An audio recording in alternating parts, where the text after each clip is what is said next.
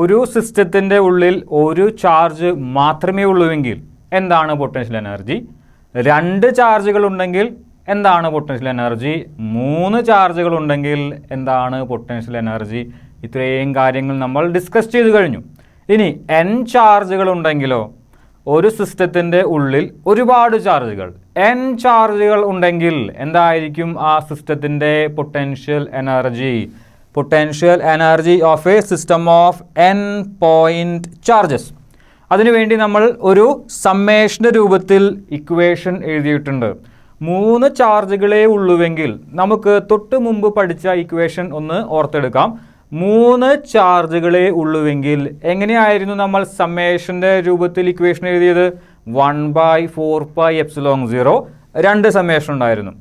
Sigma summation I equal to 1 to 3, 1 മുതൽ 3 വരെ. Sigma J equal to 1 to 3, 1 മുതൽ 3 വരെ. I not equal to J, QI QJ divided by RIJ. ഇത്രയുമായിരുന്നു നമ്മുടെ കയ്യിൽ 3 ചാർജുകൾ ഉണ്ടെങ്കിൽ ഉള്ള പൊട്ടൻഷ്യൽ എനർജി. ഇനി n ചാർജുകൾ ഉണ്ടെങ്കിൽ എത്രയായിരിക്കും ടോട്ടൽ പൊട്ടൻഷ്യൽ എനർജി? തൊട്ട് മുമ്പിൽ നമ്മൾ പഠിച്ച ഇക്വേഷനിൽ ചെറിയ ഒരു മാറ്റം വരുത്തിയാൽ മതി. നോക്കാം. Total potential energy of a system of n point charges equal to, ഇവിടെ ഒരു 1/2 നിങ്ങൾക്ക് അധികമായി കാണാം. നമുക്കത് വിശദമായി പറയാം എന്തുകൊണ്ടാണ് 1/2 വന്നത്. ആദ്യം ഇക്വേഷൻ ഒന്ന് പരിചയപ്പെടാം. 1/2 into 1/4πε0 sigma I equal to 1 to n, sigma J equal to 1 to n, I not equal to J, QI QJ divided by RIJ. ഇതാണ് n പോയിൻറ്റ് ചാർജുകൾ ഉള്ള ഒരു സിസ്റ്റത്തിൻ്റെ ടോട്ടൽ പൊട്ടൻഷ്യൽ എനർജി. ഈ 1/2 നമ്മൾ മാറ്റി നിർത്തി കഴിഞ്ഞാൽ ഈ ഒരു ഇക്വേഷൻ നമുക്ക് പരിചിതമാണ്. എന്നിന് പകരം നമ്മുടെ കയ്യിലുണ്ടായിരുന്നത് 3 ആണെന്ന് മാത്രം. 1/4πε0 sigma I equal to 1 to 3, sigma J equal to 1 to 3, I not equal to J, QI QJ by RIJ. തൊട്ട് മുമ്പിൽ പഠിച്ച ഇക്വേഷനാണ്. നമ്മളവിടെ 3ക്ക് പകരം എന്ത് കൊടുക്കുന്നു? n കൊടുക്കുന്നു. ഒരു 1/2 ഫാക്ടർ നമ്മളവിടെ ഇൻട്രൊഡ്യൂസ് ചെയ്യുന്നു. ഇതാണ് n ചാർജുകളുള്ള ഒരു സിസ്റ്റത്തിൻ്റെ ടോട്ടൽ പൊട്ടൻഷ്യൽ എനർജി. ഇനി എന്തുകൊണ്ട് ഇവിടെ 1/2 വന്നു? എന്തിനു വേണ്ടിയിട്ടാണ് നമ്മളൊരു 1/2 കൊണ്ട് ഇവിടെ മൾട്ടിപ്ലൈ ചെയ്യുന്നത്? അതിനുള്ള ആൻസർ ഇവിടെ സെൻറ്റൻസ് ആക്കി കൊടുത്തിട്ടുണ്ട്.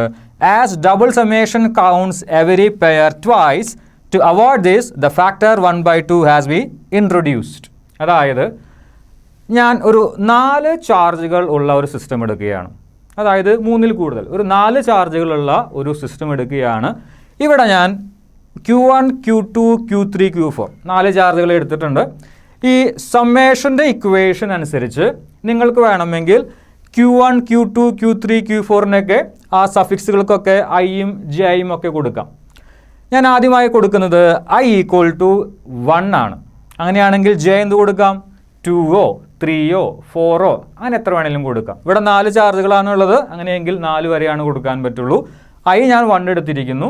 അങ്ങനെയെങ്കിൽ J ഞാൻ എന്ത് എടുക്കാം? 2 എടുക്കാം. ഒരു എക്സാമ്പിളായിട്ട് പറയുകയാണ് 2 എടുക്കാം. അങ്ങനെയാണെങ്കിൽ I is equal to 1, J is equal to 2. ന്യൂമറേറ്ററിൽ എന്ത് വരും?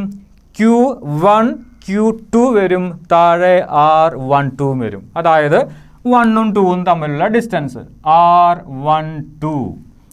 ഇനി നിങ്ങൾക്ക് വേണമെങ്കിൽ J എന്തെടുക്കാം? 2 എടുക്കാം. അങ്ങനെയാണെങ്കിൽ I എത്ര എടുക്കാൻ പറ്റും?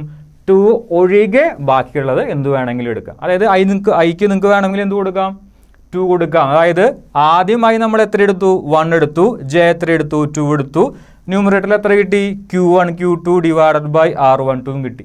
ഇനി നമ്മൾ എടുക്കാൻ പോകുന്നത് ആദ്യം J 2 ആയിരുന്നു. ഇനി നമ്മൾ എടുക്കാൻ പോകുന്നത് J 1 ആണ്.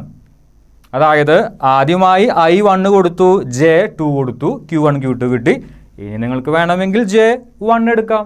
അങ്ങനെയാണെങ്കിൽ I എത്ര എടുക്കാൻ പാടില്ല? 1 എടുക്കാനായിട്ട് പാടില്ല. നിങ്ങൾക്ക് വേണമെങ്കിൽ I 2 എടുക്കാം. ഈ ഒരു കേസിൽ I നിങ്ങൾക്ക് വേണമെങ്കിൽ 2 എടുക്കാം, 3 എടുക്കാം, അതല്ലെങ്കിൽ 4ഉം എടുക്കാം. അങ്ങനെയാണെങ്കിൽ ഇക്വേഷൻ എങ്ങനെ വരും? ഒന്ന് ശ്രദ്ധിച്ചു നോക്കൂ. I equal to 1, J equal to 2 ആണെങ്കിൽ ന്യൂമറേറ്ററിൽ I 1 ആണ്. Q1 Q2 divided by R12 വരും. ഞാനിവിടെ എഴുതാം Q1 Q2 divided by R12 വരും. എപ്പോൾ I ഈസ് ഈക്വൽ ടു 1ഉം J ഈസ് ഈക്വൽ ടു 2ഉം ആകുമ്പോൾ. ഞാനിതിവിടെ ഹൈലൈറ്റ് ചെയ്ത് വെച്ചിട്ടുണ്ട്. ഇനി നിങ്ങൾക്ക് J ഈക്വൽ ടു 1 എടുക്കാം. അടുത്ത സമ്മേഷനിൽ J ഈസ് ഈക്വൽ ടു 1 എടുക്കാം. I അപ്പോൾ എത്ര എടുക്കാൻ പാടില്ല? 1 എടുക്കാനായിട്ട് പാടില്ല. I നിങ്ങൾക്ക് വേണമെങ്കിൽ 2ഓ 3ഓ 4ഓ അങ്ങനെ എടുക്കാം. ഞാൻ Jക്ക് 1 കൊടുക്കുകയാണ്, Iക്ക് 2ഉം കൊടുക്കുകയാണെന്ന് വിചാരിക്കാം. അങ്ങനെയാണെങ്കിൽ എന്ത് സംഭവിക്കും? J 2 ആണ്, J 1 ആണ്, I ഇവിടെ 2ഉമാണ്. ഇക്വേഷൻ എങ്ങനെ മാറും? I എത്രയാണെന്ന് നോക്കൂ, 2. ഇനി J എത്രയാണെന്ന് നോക്കൂ, 1. Q2 Q1 divided by RIJ എത്രയാണ്? Iക്ക് വരെ എത്ര കൊടുക്കണം? 2 കൊടുക്കണം. 2 Jക്ക് വരെ എത്ര കൊടുക്കണം? 1 കൊടുക്കണം. ഇതായിരിക്കും equation. Q2 Q1 divided by R21. ശരിക്കും എന്താണ് Q2 Q1? അതിന് തിരിച്ചിട്ട് കഴിഞ്ഞാലും സെയിം വാല്യൂ തന്നെയാണ്. Q2 Q1 എന്ത് തന്നെയാണ്? Q1 Q2 തന്നെയാണ്. ഇനി R12 എന്ന് പറയുന്നത് 1ഉം 2ഉം തമ്മിലുള്ള ഡിസ്റ്റൻസ് ആയിരുന്നു. എന്താണ് R21? 2ഉം 1ഉം തമ്മിലുള്ള ഡിസ്റ്റൻസ് തന്നെയാണ്. അങ്ങനെയാണെങ്കിൽ ഈ ഒരു factor Q1 Q2 by R12 equal to Q2 Q1 divided by R21. അതായത് ഈ ഒരു ഇക്വേഷൻ നമ്മൾ കൺസിഡർ ചെയ്യുമ്പോൾ ഡബിൾ സമ്മേഷൻ ഉള്ളത് കാരണം ഒരു പെയറിനെ തന്നെ, ഇതൊരു പെയറാണ്, Q1 Q2 എന്ന് പറയുന്നത് ഒരു പെയറാണ്. ആ പെയറിനെ 2 പ്രാവശ്യം കൗണ്ട് ചെയ്യാനായിട്ടുള്ള സാധ്യത ഉണ്ട്. ആദ്യത്തെ എങ്ങനെയായിരുന്നു? Iക്ക് ഞാൻ 1 കൊടുത്തു, Jക്ക് 2 കൊടുത്തു. അത് ഒരു പ്രാവശ്യം നമ്മൾ കൗണ്ട് ചെയ്തു. ഓക്കെ, നമുക്കൊരു വർക്ക് ഡൺ കിട്ടി. പിന്നീട് ഡബിൾ സമ്മേഷൻ ഉള്ളത് കാരണം Jക്ക് നമ്മൾ 1 കൊടുക്കുന്നു, Iക്ക് 2 കൊടുക്കുന്നു. അതേ ഇക്വേഷൻ തന്നെയാണ് നമുക്ക് കിട്ടുന്നത്. അതേ പെയറിനെ തന്നെയാണ് നമ്മൾ കൺസിഡർ ചെയ്യുന്നതും. ഒരു പെയറിനെ തന്നെ നമ്മൾ 2 പ്രാവശ്യം കൺസിഡർ ചെയ്യുന്നു. ആരാണ് അതിനുള്ള കാരണം? ഈ ഡബിൾ സമ്മേഷൻ ആണ് അതിനുള്ള കാരണം. ശരിക്കും നമുക്ക് കിട്ടേണ്ട പൊട്ടൻഷ്യൽ എനർജിയുടെ ഡബിൾ ആയിരിക്കും നമുക്ക് ഡബിൾ സമ്മേഷൻ ഉള്ളതുകൊണ്ട് കിട്ടുക. അങ്ങനെ കിട്ടാനായിട്ട് പാടില്ല. എന്ത് ചെയ്യണം? കിട്ടുന്ന ആ പൊട്ടൻഷ്യൽ എനർജിയെ 2 കൊണ്ട് ഡിവൈഡ് ചെയ്യണം. ഡബിൾ സമ്മേഷൻ ഉള്ളതുകൊണ്ട് ശരിക്കും കിട്ടേണ്ട പൊട്ടൻഷ്യൽ എനർജിയുടെ ഡബിൾ ആയിരിക്കും നമുക്ക് കിട്ടുക. കാരണം ഓരോ പെയറും 2 പ്രാവശ്യം വെച്ച് കൗണ്ട് ചെയ്യപ്പെടും. അതുകൊണ്ട് ആ കിട്ടുന്ന പൊട്ടൻഷ്യൽ എനർജിയെ എന്ത് ചെയ്യണം? 2 കൊണ്ട് ഡിവൈഡ് ചെയ്യണം. അതിന് വേണ്ടിയിട്ടാണ് നമ്മളൊരു 1/2 ഫാക്ടർ കൊണ്ട് ഈ ഒരു ഇക്വേഷനെ മൾട്ടിപ്ലൈ ചെയ്യുന്നത്.